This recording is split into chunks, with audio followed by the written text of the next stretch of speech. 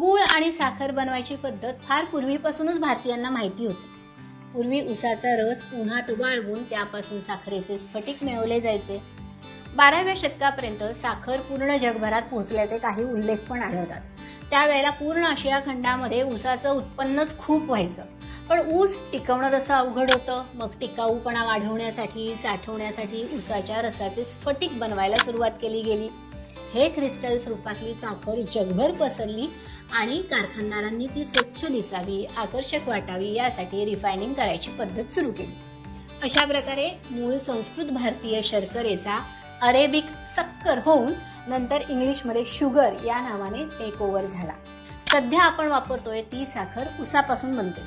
ऊसाचा रस आटवताना चुना घातला जातो, मळी काढली जाते, सल्फर डायऑक्साईड आणि फॉर्मॅलिन वापरलं जातं. रिफायनिंग आणि ब्लिचिंग करून पांढरी शुभ्र दाणेदार पदार्थ, ज्याला आपण साखर म्हणतो, तो केमिकल पदार्थ आपल्यासमोर येतो.